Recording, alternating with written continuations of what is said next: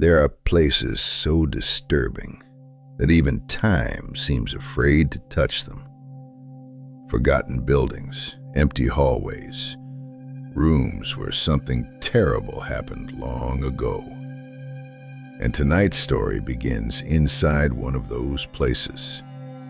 An abandoned radio station outside Chicago, a building locals called the Last Broadcast Station.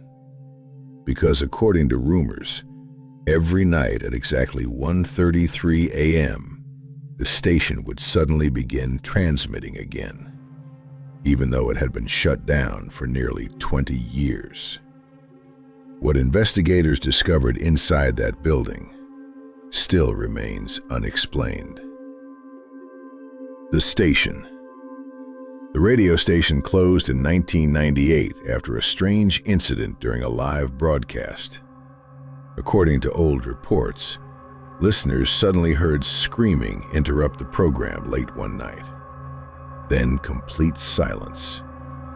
The station shut down the very next morning.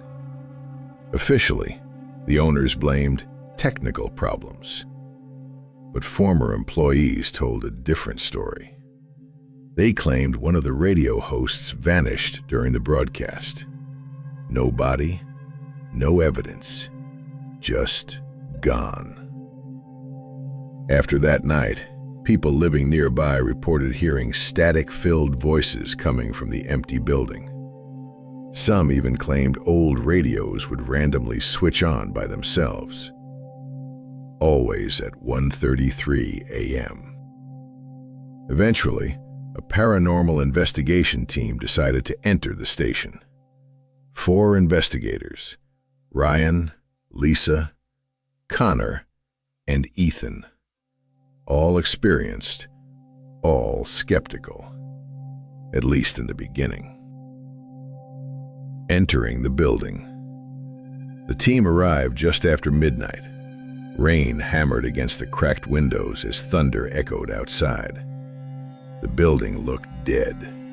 Dust covered everything. Broken microphones, rotting office chairs, old broadcasting equipment frozen in time. Lisa turned on her flashlight.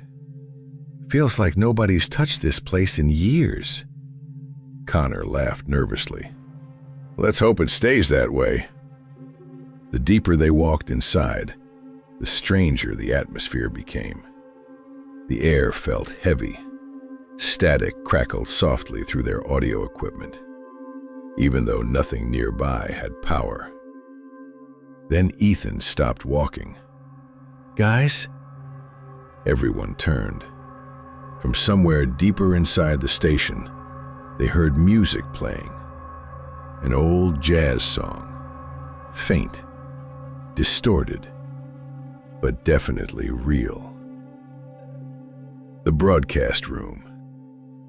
The sound led them toward the main broadcasting studio. The large metal door was slightly open. Inside, everything was dark, except for one thing: an old red on-air sign glowing above the room.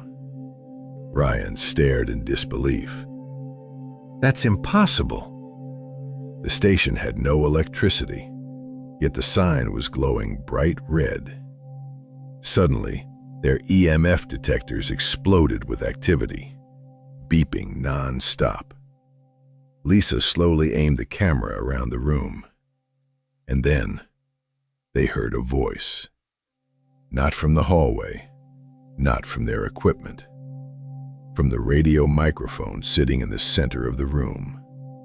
A man's voice, weak, distorted, saying, "Please, don't leave me here." Connor stepped backward immediately. "What the hell was that?" Before anyone could answer, the studio door slammed shut behind them.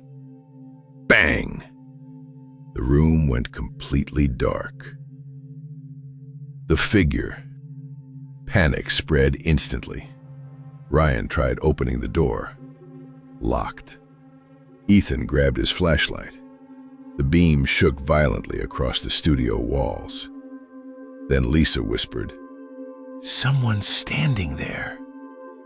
Everyone turned toward the corner of the room. A figure stood beside the old broadcasting desk. Tall, motionless, its face hidden in darkness. The investigators froze. Nobody moved. Then slowly, the figure tilted its head. Static suddenly blasted through every speaker in the room. Loud, painfully loud. And hidden beneath the static was screaming. Human screaming. Connor covered his ears. Lisa dropped the camera, and the figure began moving toward them, slowly, dragging 1 foot across the floor. Closer, closer. Then suddenly, all the equipment shut off at once. Silence. Complete silence. The figure vanished. Gone. The recording.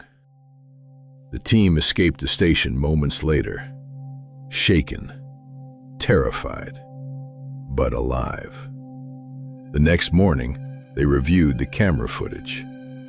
At first, everything looked normal, until they reached the moment inside the studio, because during the static burst, the camera captured something horrifying. For less than 2 seconds, the figure's face became visible. Its mouth was unnaturally stretched open, its eyes completely black. And worst of all, the footage captured something none of them heard that night. A second voice whispering directly beside Lisa, clear as day, saying, "He never left." The dark history. The investigators researched the station's past and discovered a disturbing truth. The missing radio host from 1998 was never officially found. But according to rumors, employees heard him screaming from inside the broadcasting room after he disappeared. Some believed he was trapped somewhere inside the building. Others believed something inside the station took him. Even today, that building still remains abandoned.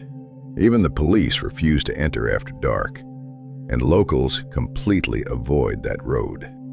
But the real question is, what was really inside that radio station that night?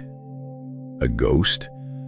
Or something far more terrifying, pretending to be human? Tell me your thoughts in the comments, and subscribe now for more real paranormal stories.